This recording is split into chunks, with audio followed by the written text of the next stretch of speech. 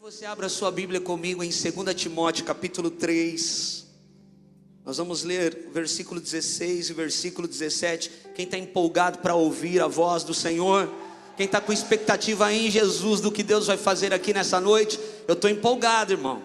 Subi a serra para estar com vocês aqui, estou muito empolgado para essa noite. Você pode sentar em nome de Jesus. 2 Timóteo capítulo 3. Agora eu vou pregar mais, tem coco no púlpito, ó. Coisa boa, aleluia. 2 Timóteo 3, 16 e 17 diz assim: toda a escritura é inspirada por Deus e útil para o ensino, para a repreensão, para a correção e para a instrução na justiça. Verso 17: para que o homem de Deus seja apto e plenamente preparado para toda boa obra. Aleluia. Vamos ler novamente. Versículo 16: toda a escritura, toda no hebraico, no grego, é toda, é tudo. Toda a escritura é inspirada por Deus, é útil para o ensino, para a repreensão, para a correção e para a instrução na justiça, para que o homem de Deus seja apto e plenamente preparado para toda boa obra. Obrigado, Jesus. Tua palavra está aberta diante de nós. Fala conosco nessa noite tão especial, tão poderosa. O Senhor sabe quem nós somos e quem nós não somos, Pai. O Senhor conhece o nosso coração, sabe como nós chegamos até esse lugar. Por isso que a Tua palavra tenha espaço, que a Tua palavra chegue na raiz, que a Tua palavra faça uma obra, Senhor, poderosa nessa noite aqui nos nossos corações. É o que nós te pedimos e te agradecemos. Quem crê e concorda, diga glória a Deus. Irmãos, talvez desde quando você se converteu, desde quando você entregou a sua vida a Jesus Cristo, talvez você já foi indagado por alguém. Tipo, de onde vem a sua fé? Por que você acredita em Jesus? Por que você acredita em milagres? Por que você vai à igreja?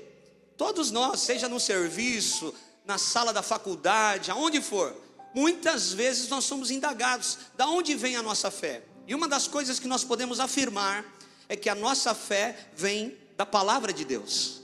A palavra de Deus é a verdade. Para nós que somos cristãos, a palavra de Deus é a verdade acima de qualquer situação, de qualquer opinião, de qualquer coisa. Nós acreditamos como cristãos que a palavra de Deus está acima até dos fatos que nós estamos vivendo.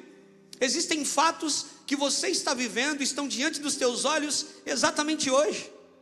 Nós como igreja, família Cabana, estamos vivendo um fato que está acontecendo exatamente hoje. Então isso é o fato. Mas a verdade da palavra de Deus, ela está acima dos fatos que nós estamos vivendo. E essa palavra tem o poder de sabotar qualquer fato que nós estejamos vivendo. Vai chegar um dia na vida de todo cristão, todas as pessoas que caminham com Jesus, que estão nessa jornada de fé com Cristo, vai chegar um dia, se na tua vida esse dia ainda não chegou, vai chegar, pode ter certeza, que ou você para no fato que você está vivendo, ou você vive a verdade que é a palavra de Deus. Ou você acredita na notícia ruim que chegou, ou você acredita no cenário difícil, ou você crê acima de tudo que você está vendo, que essa palavra tem o poder de sabotar todos os cenários difíceis que eu estou vivendo, porque eu caminho com Jesus. Jesus pode fazer isso. Jesus é especialista em fazer isso. É por isso que não existe, irmãos, crescimento espiritual sem leitura da palavra. Não existe crescimento bíblico, crescimento espiritual, se nós não acessarmos a palavra de Deus. Por quê? No dia mau, na hora ruim, nós precisamos lembrar daquilo que nos dá esperança. E o que nos dá esperança é a palavra de Deus, é o Espírito Santo, é o Senhor Jesus. Porque o diabo vem como as setas inflamadas do maligno, tentando atingir a nossa fé, sabotar a nossa fé. E aí nós precisamos lembrar das palavras que nós ouvimos, das coisas que Deus falou para nós, das promessas de Deus que foram liberadas sobre as nossas vidas. Então eu preciso dar lugar para a palavra de Deus, porque se eu não dou lugar para a palavra de Deus, eu não estou dando lugar para o sucesso de Deus na minha vida. E sucesso bíblico é diferente do sucesso do mundo. O que é alguém que tem sucesso para o mundão todo aí? É alguém que tem dinheiro? É alguém que pode comprar o que quiser? É alguém que tem sucesso na sua carreira profissional? Nós temos muitos pontos para falar de alguém que tem sucesso aí no mundo, mas o sucesso bíblico é diferente, porque para o mundo o sucesso é alguém que tem milhões de seguidores, é alguém que está hypado aí naquilo que faz, no seu métier. Mas a Bíblia vai dizer em Jeremias 17, aqui está o homem e a mulher que tem sucesso à luz de Deus, à luz da palavra. E quem é o homem e a mulher que tem sucesso à luz da palavra? Está escrito aqui, Jeremias 17, 7, bendito o homem que confia no Senhor, cuja esperança é o Senhor. Fala para alguém do teu lado, a sua esperança tem que ser o Senhor acima de tudo. Fala para alguém, se ele não for o primeiro, ele não será o segundo. Jesus tem que ser a prioridade na nossa vida, acima de qualquer coisa. O homem bendito, ele confia no Senhor, porque ele é como a árvore plantada junto às águas, que estende as suas raízes para o ribeiro, e não receia quando vem o calor, mas a sua folha fica verde, e no ano da sequidão não se perturba, e nem deixa de dar fruto. Uau! É alguém que não muda de posição por conta das coisas de fora que estão acontecendo. É alguém que não precisa ser regado pela chuva que cai do alto, porque ele está plantado junto aos ribeiros de água que regam as suas raízes. Não importa a estação, não importa o que está acontecendo, não importa se o tempo está bom ou ruim, essa pessoa está sendo regada nas suas raízes. É por isso que no ano da sequidão ele continua dando fruto. Eu quero profetizar sobre a cabana nessa noite de quinta-feira, que mesmo em cenários difíceis, mesmo que no teu ramo as coisas não estejam boas, você tem uma autoridade. Você, como filho de Deus, pode requerer essa promessa: no ano da sequidão eu continuo dando fruto e eu não me perturbo. Será que tem alguém que acredita nisso aqui nessa noite? Eu queria ter voz, eu estou meio rouco, estou gripado. Então não importa o que aconteça na nossa vida, não importa o momento que nós estejamos vivendo, irmãos, eu e você fomos chamados por Deus para fixarmos a nossa atenção na palavra de Deus.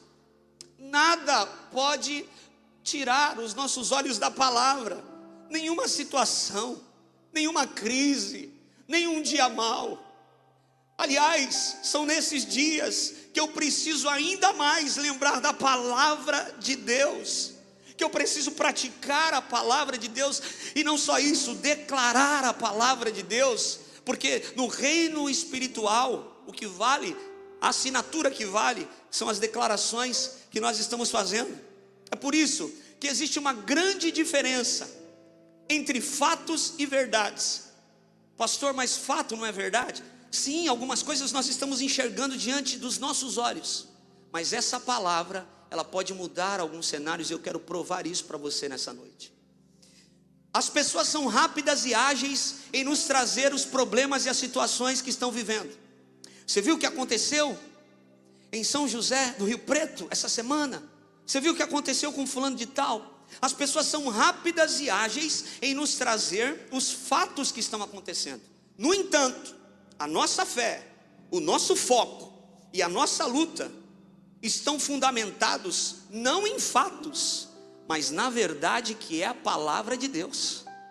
Não importa a notícia ou a opinião que estão te trazendo, eu e você, que somos cristãos verdadeiros, procurando e lutando, tomando o reino pela força e procurando agradar o coração de Deus com a nossa vida nessa terra, que é muito passageira e muito rápida, o nosso foco, nós não podemos deixar de entender que a nossa luta é espiritual. Nós, a igreja de Cristo, precisa saber aonde é o território que a luta está sendo travada. Cuidado para que você não seja enganado, cuidado para que você não perceba e não tenha discernimento aonde é o território que a luta está sendo travada, porque as armas que Deus nos deu são poderosas em guerras, Mas se eu acho que o território da luta é um território que ela não está lá, eu vou me cansar. Pede para um pedreiro derrubar um muro com um garfo, não vai ter resultado. Pede para um pedreiro derrubar um muro com um martelo de cozinha, de amassar carne, ele não vai ter resultado. Agora dá uma marreta daquela grande na mão desse homem, ele vai ter resultado, ele vai conseguir derrubar o muro. Deus te deu uma arma poderosa, e você deve saber as regiões aonde as guerras estão, e a igreja deve saber disso. A igreja deve saber disso. Ou nós acreditamos na palavra de Deus, ou nós acreditamos nos fatos que estamos vivendo. Existem fatos que nós estamos vivendo que vêm para nos paralisar, irmãos. Existem fatos que nós estamos vivendo que vêm para nos desanimar, nos angustiar. Ou eu paro nesse fato, ou eu continuo acreditando na verdade da palavra de Deus, que está acima dos fatos que eu estou vivendo. Eu preciso falar muito isso, porque você vai entender onde nós vamos chegar. Então eu quero que você repita bem forte comigo, Cabana: fatos são transitórios, verdades são eternas.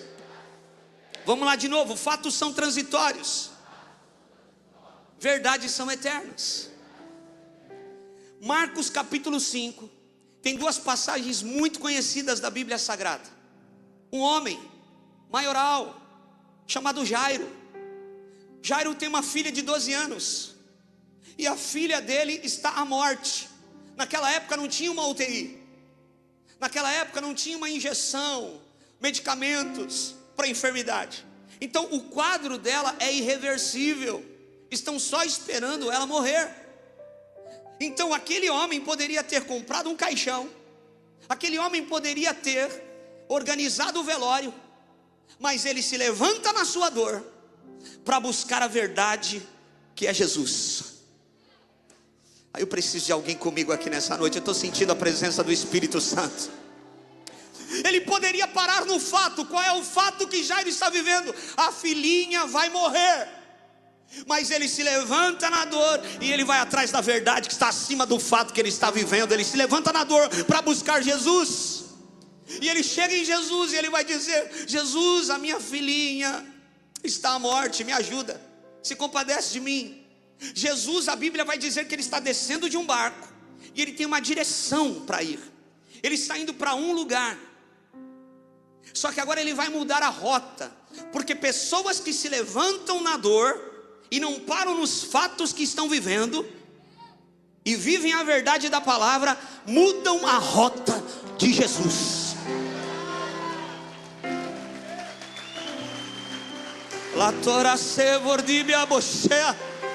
Eu quero declarar e profetizar sobre essa casa nessa noite, que você precisa se levantar na sua dor e buscar o Senhor, porque os céus estão codificados para responder o teu posicionamento de fé. E quando você se levanta na dor e não para no fato, Jesus intervém na situação. Será que tem alguém que acredita nisso aqui?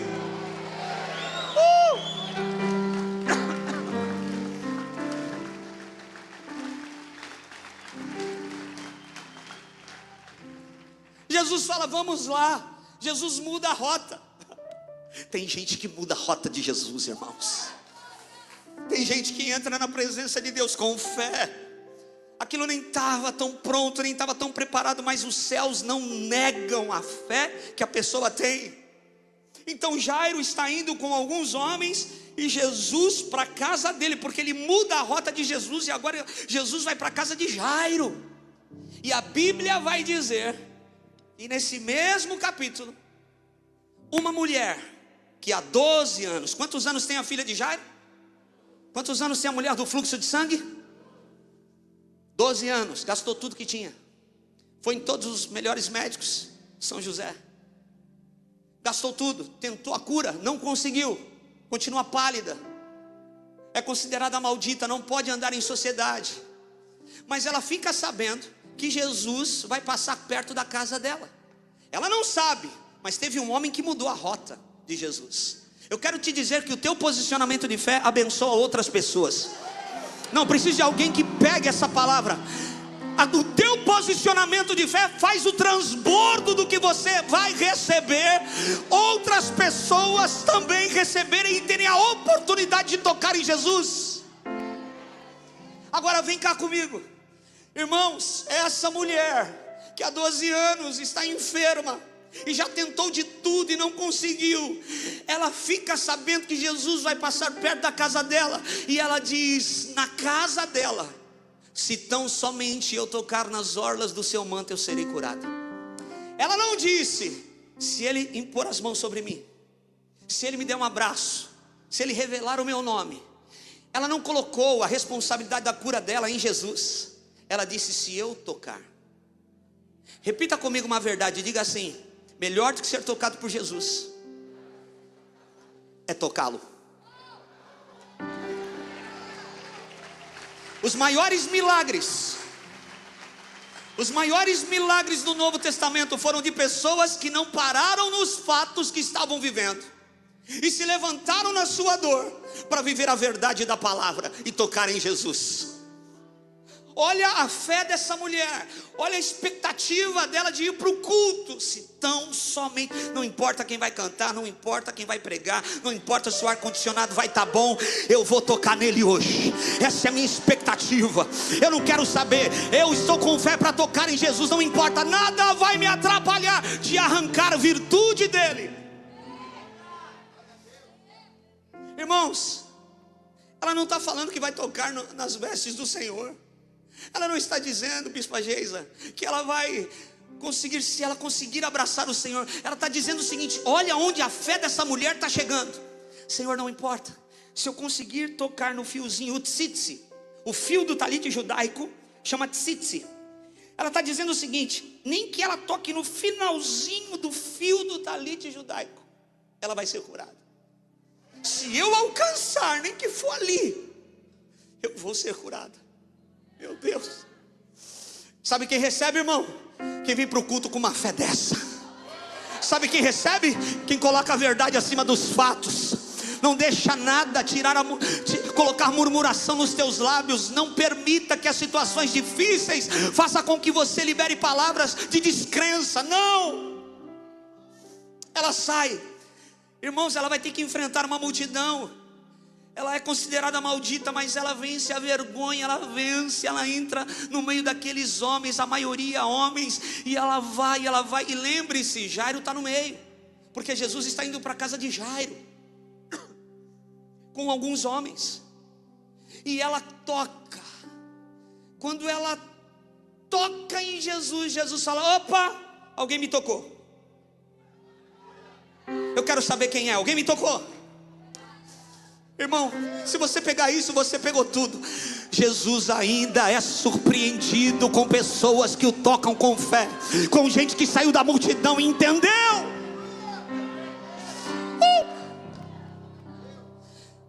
Aí, sabe o que os discípulos que estão próximos, tocando em Jesus, também vão falar? Senhor, todo mundo te toca, e o Senhor está dizendo: alguém me tocou? Que incoerência é essa? Não, porque de mim saiu virtude. Todo mundo está tocando em Jesus, puxando o cabelo de Jesus, abraçando Jesus, beijando Jesus, puxando a roupa de Jesus. Está todo mundo tocando, mas alguém arrancou virtude dele. Jesus é uma bomba de virtude. Jesus tem tudo o que você precisa. E quando você vem nessa expectativa, colocando ele acima de tudo que você está vivendo, você arranca a virtude. O que Jesus estava querendo dizer quando ele diz: alguém me tocou? Ele está falando: eu quero conhecer essa pessoa que entendeu o que é sair da multidão. Eu quero conhecer essa pessoa que recebeu o que ninguém aqui recebeu, tendo acesso. Eu quero conhecer essa pessoa que arrancou de mim, porque, irmãos, quando Jesus sabe que dele saiu virtude, ele sabe que alguém foi liberto, ele sabe que alguém foi curado. Está saindo virtude de Jesus aqui. Está chegando lá no hospital do Bispo Alex, está saindo virtude. Estamos tocando com fé a virtude do Senhor. E se sai virtude de Jesus, alguém é transformado. Se sai virtude de Jesus, alguém é curado. Se sai virtude, alguém é liberto. Se sai virtude, alguém é tocado de forma sobrenatural. ele ainda se surpreende. Querido Jesus, o Filho de Deus, ele está surpreso, indo para a casa de Jairo, porque alguém o tocou com fé. Mas estava todo mundo tocando, não, mas ninguém estava tocando ele com fé. As pessoas queriam algo por conta da sua necessidade. Mas essa mulher lá na casa dela já decidiu: se eu tocar eu serei curada. Você já viu passarinho em cima do fio, quando você sai para trabalhar de manhã? Quem já viu? Natural, normal. O fio, irmão, milhões de quilowatts passando ali, um poder violento, uma energia incrível. Mas o passarinho senta no mesmo lugar, ele limpa suas penas, suas asas, ele não desfruta do que está acontecendo ali, do poder que está passando onde ele está sentado. Parece alguns crentes que eu conheço, só tem em Bertioga, São José do Rio Preto não tem isso não. Conhece crente que senta sempre no mesmo lugar, e quando alguém senta no lugar dele, ele acha ruim? Não olha para o lado, irmão, olha para mim. Tem uns desses lá, senta no mesmo lugar, às vezes nem está aí muito para o culto, nem lembra muito da palavra,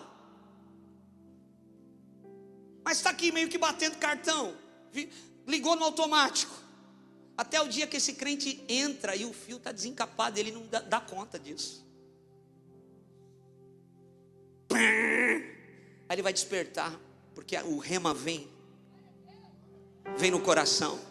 A palavra vem para tirar o cidadão da zona de conforto, para falar até quando você vai ficar nesse pecado, até quando você vai viver desse jeito, dando a sobra para Deus, até quando você vai achar que igreja, irmãos, com Jesus a gente não flerta de final de semana, com Jesus a gente casa, é relacionamento sério. Não adianta você vir domingueiro para a igreja e achar que está tudo bem, se sentir bem, não, com Jesus é relacionamento sério, é compromisso.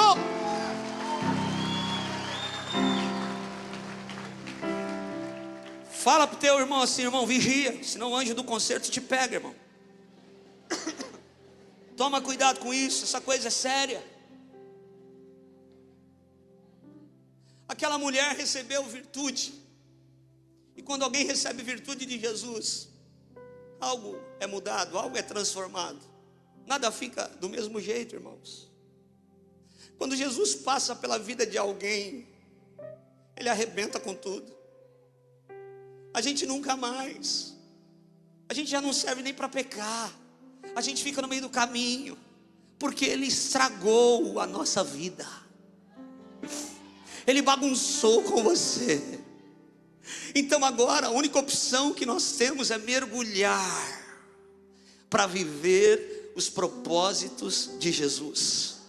É mergulhar fundo, se jogar. Quando a gente começa a namorar, sabe o que acontece? A gente fica, segurando informação, Puxa, eu já estou amando, mas se eu falar que eu amo, vai saber qual é a reação dela. Eu não sei se ela me ama ainda. Fica guardando informação, aquele joguinho, irmão? Vocês conhecem bem, Aquele joguinho e tal. Mas tem uma hora no relacionamento, no namoro, que um não aguenta. E um vai falar assim: eu te amo, eu não vivo sem vocês. Você não percebeu ainda? Aí o outro fala: também te amo. E aí acabou, rompe ali uma barreira. É uma outra temporada. Com Jesus a gente não precisa, porque eu conheço gente que vem para a igreja e fala assim: pastor, estou gostando do ambiente. Até que o que falaram faz sentido. Irmãos, quem disse que faz sentido o que Jesus pede para nós? Tu é crente, Jesus vai pedir umas loucuras para você. Para quem aqui Jesus já pediu umas loucuras, que você falou: meu Deus, mas isso não faz sentido nenhum. Não faz sentido. Não vai fazer sentido. O profeta, o menino está morto, nariz com nariz, boca com boca, olho com olho, sopra nele, ele vai ressuscitar. Não faz sentido, irmão. Tem algumas coisas que Jesus vai pedir para nós que não fazem sentido.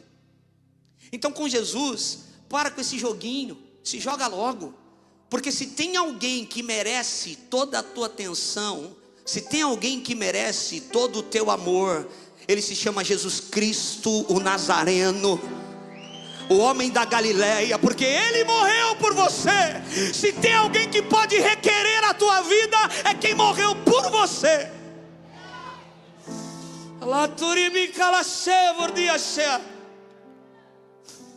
Eu não contei aqui, irmãos, eu contei o meu testemunho. Eu fui tirado de um abrigo por um casal de senhores que não podia ter filhos. E com 17 para 18 anos eu me converto e eu levo os meus pais adotivos para Jesus.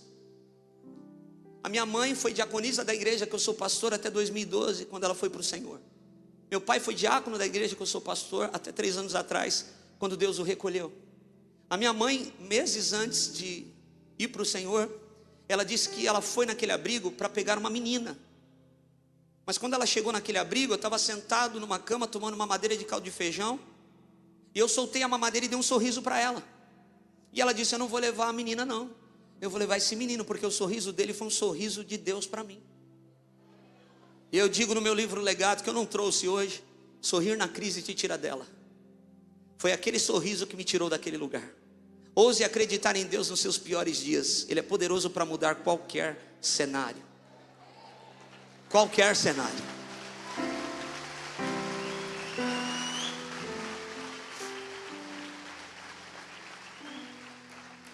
Em setembro do ano passado, eu encontro a minha mãe biológica. Fui pregar numa igreja, bispo. Uma mulher que mexia com árvore genealógica falou assim: Fred, você já encontrou a tua mãe, conheceu o testemunho?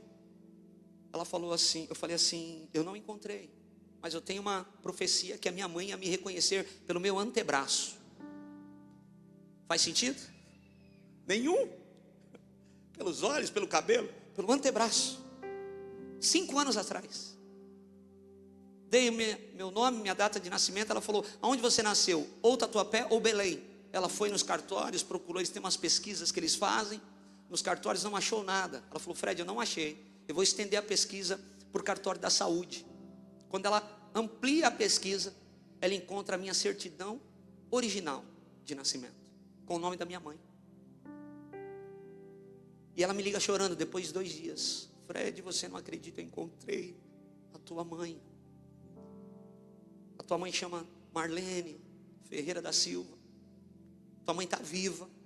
E eu consegui 8 telefones, um deles tua prima atendeu, falou que a história era verídica e me deu o telefone da tua tia, que é mais próxima da tua mãe, porque minha mãe se deslocou da família, indo para São Paulo, família de Minas. E aí ela conseguiu, ela me ligou e ela falou assim: a tua tia quer falar com você, Fred, está muito emocionada. E aí eu liguei para minha tia. Pela primeira vez eu estava falando com alguém do meu sangue. É uma sensação muito legal. Talvez você não consiga ter porque você nasceu com gente do teu sangue do teu lado. E aquilo que a gente não tem, a gente valoriza, irmãos, quando a gente tem. E aí eu falei: meu Deus, eu estou falando com alguém do meu sangue, que é do meu sangue. E aí minha tia chorou muito, eu chorei do outro lado da linha. E ela falou: vou tentar localizar tua mãe. Porque, Fred, a tua mãe é difícil, ela se deslocou da família há muitos anos e a gente não sabe direito do paradeiro dela. E ela conseguiu falar com a minha mãe. E ela falou: Marlene, você está bem? Está sentada? Está bem de saúde? Fez os exames? Minha mãe tem 71 anos. E ela falou assim: deixa eu falar uma coisa, você nunca mais viu o Frederico? A minha mãe falou assim: não, mas eu oro por ele, eu rezo por ele, católica, eu rezo por ele todos os dias, que ele seja um bom homem. Aí a minha tia disse: Marlene, o teu filho te encontrou. Aí ela ficou muda no telefone. Em seguida ela disse: você viu ele? Ela falou: não, mas eu falei com ele. E é ele, Marlene. Tudo bate, toda a história, toda data, tudo, teu nome, é ele. E por fim, para resumir, a gente foi para o condomínio da minha tia em Campinas e a gente teve um encontro ali. E foi um encontro muito emocionante. Tem um story meu que eu fiz, um Reels, que está lá no Instagram, desse encontro. E a gente ficou a tarde inteira conversando. E aí teve uma hora que o bate-papo estava legal, gostoso, já descontraído. Tinha saído aquela tensão. Ela sentada do meu lado, ela pegou no meu braço. Ela falou: nossa, seu braço é igualzinho o meu. Na hora eu lembrei da profecia. Porque ainda tinham dúvidas. Mas naquela hora ela já tinha certeza que eu era filho dela. E a gente fez DNA e realmente comprovou a filiação.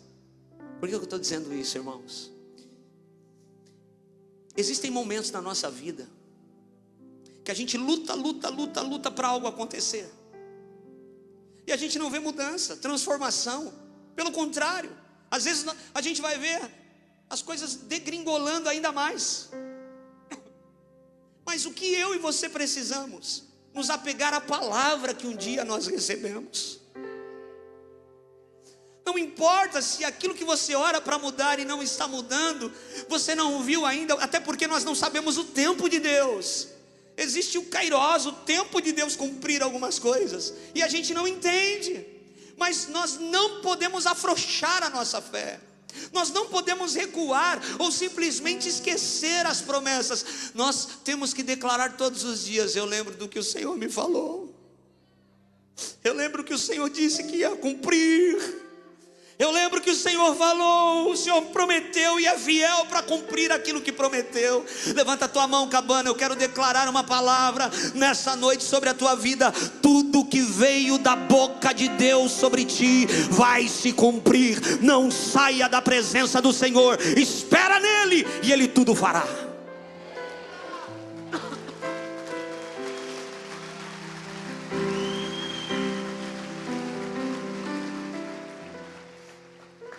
Jairo é rico e forte, precisa de Jesus.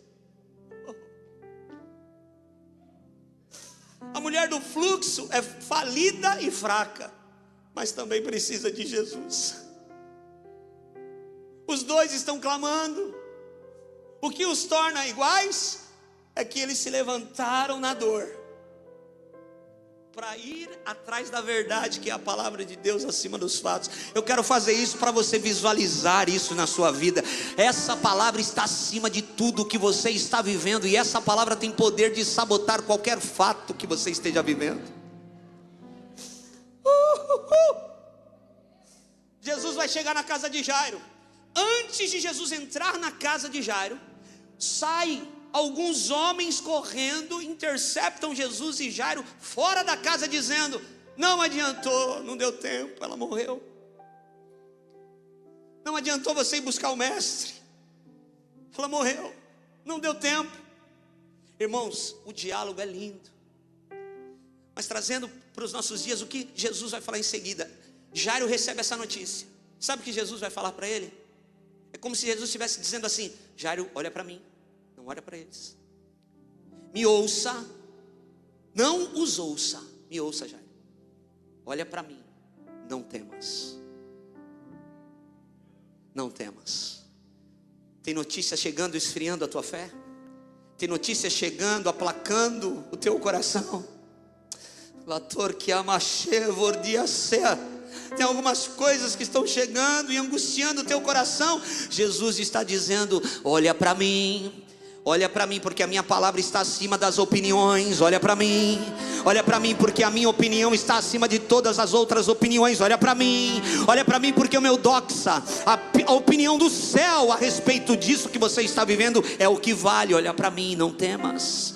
Fala para alguém do teu lado e fala assim: olha para Jesus e não temas. Não pare na opinião dos outros. Olha para mim, Canelão, não pare na opinião dos outros. Não desista de algo que Deus te deu, porque alguém falou: isso aí que você está querendo fazer, empreender em São José do Rio Preto, não funciona. Não ouça. Se Deus mandou você cavar, cave. Se Deus mandou você fazer, faça. Porque tem gente aqui, eu sinto isso do Espírito Santo, tem gente aqui que vai viver ainda esse ano inaudito. Ninguém viu, ninguém ouviu o que Deus vai fazer, porque o meu Deus ainda continua sendo um Deus de novidade de vida. O meu Deus ainda continua fazendo coisas inauditas. Não tem precedente.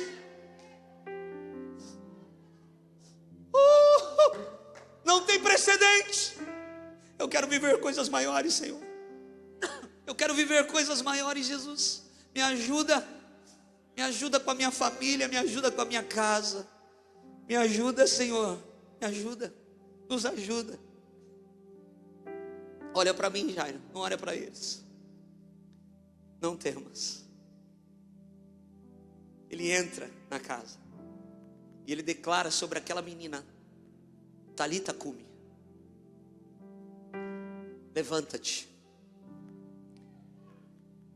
Talita cumi, levanta-te.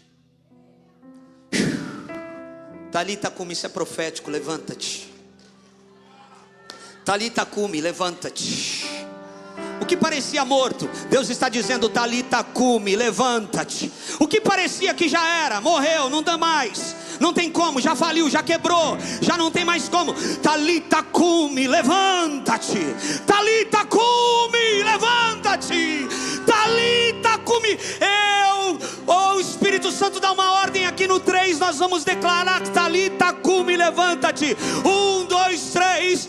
Talita cumi, levanta-te.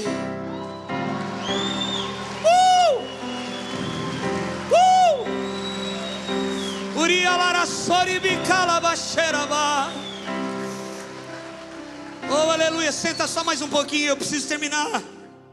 Então, irmãos, não acredite na opinião dos outros, acredite no que Deus falou. O Evangelho, ele não invalida o nosso esforço. O Evangelho invalida o nosso mérito. Porque todo mundo que está orando para Deus fazer alguma coisa e recebe, a gente não pode bater no peito e falar: foi a minha expertise, foi porque eu sabia muito sobre esse assunto. Não foi Deus que te deu, cara. Foi Deus que fez. Foi Deus que permitiu chegar na tua mão.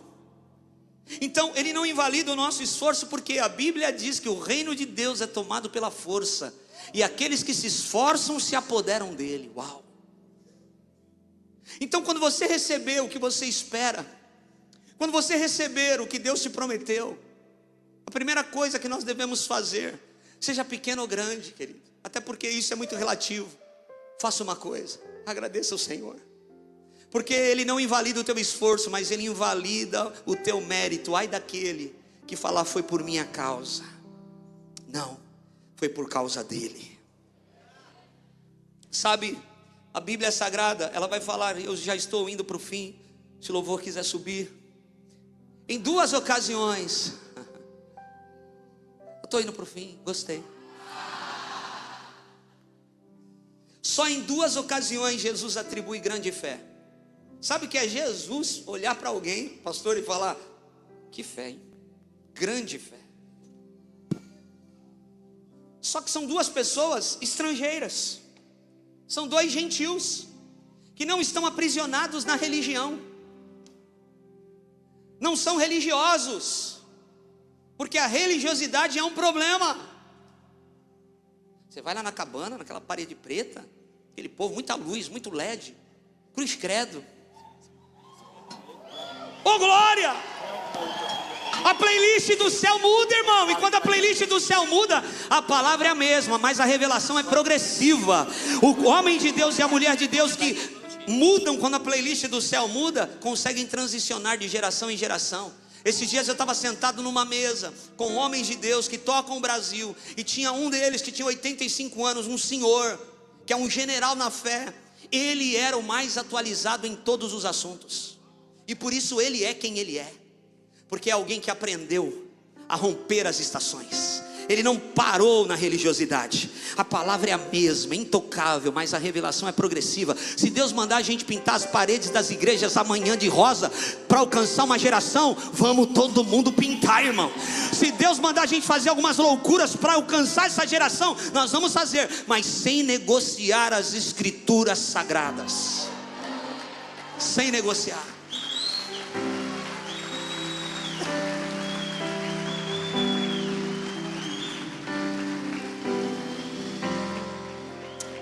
Eu estou sentindo tanto Jesus nessa casa. Leitor Baixeiro, Espírito Santo fala que está curando a raiz de orfandade nessa noite aqui. Pessoas que também não conheceram o Pai, ou se conheceram, foram frustrados na educação. Deus está curando a raiz da orfandade nessa noite. Irmãos, 2 pessoas que Jesus falou: grande é a tua fé. Um centurião romano, que correu muito risco, está lá em Mateus capítulo 8, de falar com Jesus, porque Jesus era uma figura polêmica naquele momento. Então ele estava correndo risco de falar com Jesus. Mas ele chega até Jesus, e ele era um bom homem, um bom patrão, porque ele fala: Jesus, o meu servo não está bem, ele precisa ser curado. Jesus fala, vamos lá. Ele fala, não, Jesus, eu não sou digno de te receber na minha casa. Eu sou homem de autoridade. O Senhor é um homem de autoridade. Eu digo para os meus, vão, eles vão, vem, eles vêm. Eu sei, Jesus, que basta uma palavra tua aqui, o meu servo será curado lá. Jesus falou, uau. O homem foi curado. Uma mulher, em Mateus capítulo 15, a Sirofenícia, ou a mulher cananeia, em algumas traduções, ela vem correndo atrás de Jesus e ela vem gritando, filho de Davi, filho de Davi, filho de Davi, me ajuda, minha filhinha está horrivelmente endemoniada. Ele vem gritando atrás de Jesus. Jesus não responde. Primeira coisa, você fica chateado quando manda um WhatsApp para algum líder, algum pastor, algum amigo, e fica 2 pontinhos azul e eles não te retornam? Você é daqueles que para na falta de resposta? Vá se converter, meu irmão. Não me ligou, não vou mais para a igreja. Não me deram resposta, também não vou mais. Jesus trata tu, hein? Tem gente que não para. Essa mulher não parou na falta de resposta. Ela precisa, ela sabe o que quer e ela vai entrando no relacionamento. Ela vai entrando. Não tive resposta. Jesus, ela não para. O que te para? Porque se o diabo souber o que te para, isso nunca vai parar de acontecer. Ela não para na falta de resposta. Ela vai entrando, ela vai entrando. E ela vai gritando, filho de Davi, tem compaixão de mim. E Jesus vai olhar para ela e vai falar assim, os discípulos vão falar assim, Jesus, atende logo essa mulher, a gente não aguenta mais ela gritando atrás de nós. O que ela estava gritando? Ela não estava gritando Jesus o carpinteiro, Jesus filho de Maria, Jesus filho de José, Jesus o Salvador, Jesus o Nazareno. Ela está gritando filho de Davi. Isso é uma senha, irmão. Porque quando alguém falava filho de Davi, é alguém que está dizendo o seguinte, eu conheço a profecia, eu sei quem tu és, eu sei quem tu és, e é por isso que eu vim te buscar, porque tu és o meu Salvador, tu és o meu Senhor, tu és o que os profetas disseram que Deus enviaria, tu és o Messias, o Yeshua HaMashiach. Quando alguém está dizendo filho de Davi, alguém está decifrando um código dizendo, eu sei quem tu és. E Jesus vai falar, eu não posso tirar o pão dos filhos para dar aos cachorrinhos. Por quê, irmãos? Porque o judeu naquela época, um judeu, ele, em relação às outras raças, eles se sentiam superiores. Então é como se as outras raças fossem todos cachorros. Então Jesus está dizendo, não está xingando ela, não está ofendendo ela, mas porque ela é uma estrangeira, Jesus está dizendo o seguinte, eu não posso tirar dos filhos para dar para os cachorrinhos, para uma estrangeira. Mas sabe o que essa mulher vai responder?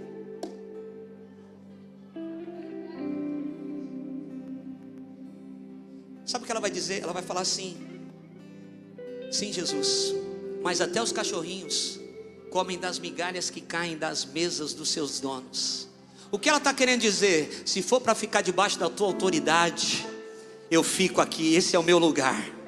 Se for para viver, o que vier da tua mesa, é isso que eu quero. Eu me submeto à tua palavra, eu me submeto à tua vontade. Assim os cachorrinhos se submetem. E aí Jesus vai falar, uau! Irmãos, a reação de Jesus não foi assim, nossa, que legal. Jesus, é como se Jesus tivesse falado assim, parem as máquinas, vem todo mundo aqui, porque todo mundo que está aqui precisa ouvir o que essa mulher acabou de dizer. Irmã, ela entendeu tudo. Ela não parou na falta de resposta, ela não parou na rejeição, ela foi entrando no relacionamento porque ela sabe o que veio buscar. Quem sabe o que veio buscar não desiste por qualquer coisa.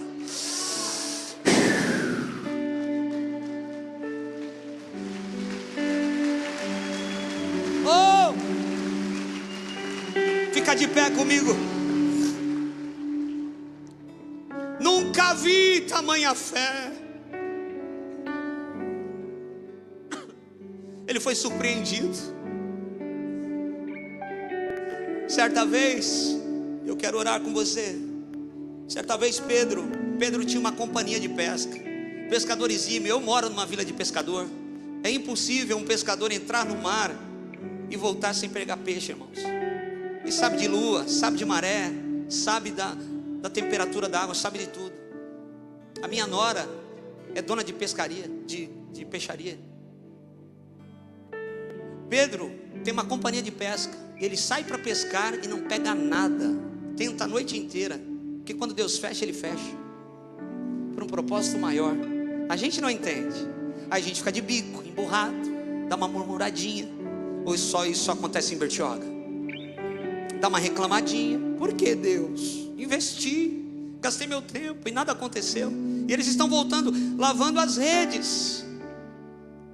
Só que Jesus vai dizer o seguinte: o que aconteceu aí? A noite inteira tentando pescar, não pegamos nada. Volta lá. Volta lá. Pedro, quem está comigo diga glória a Deus. Pedro poderia dizer: Senhor, quem entende de peixe sou eu. Faculdade de peixe, quem fez, de pescaria, quem fez fui eu. O que o senhor está dizendo aí? Não, Pedro se submete e diz assim: nós tentamos e não pegamos, mas sob a tua palavra nós iremos. Então olha para mim, se você pegar isso, você pegou tudo. O mesmo lugar se torna outro lugar depois que Jesus libera uma palavra.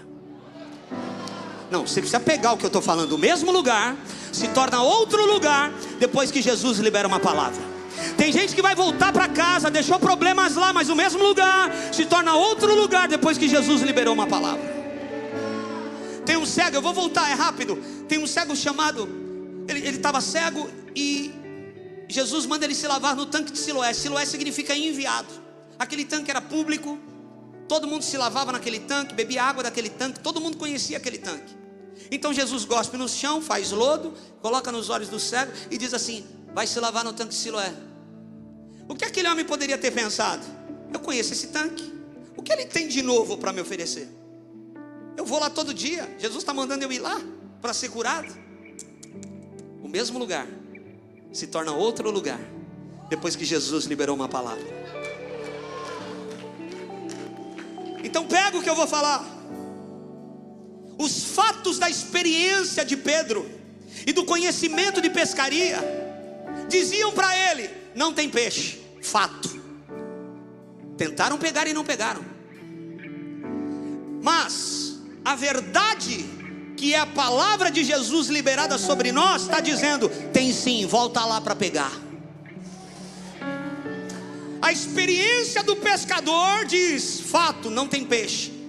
A palavra que está acima dos fatos, que é a verdade para nós, está dizendo: tem sim, volta lá, porque o mesmo lugar será outro lugar depois que Jesus libera uma palavra.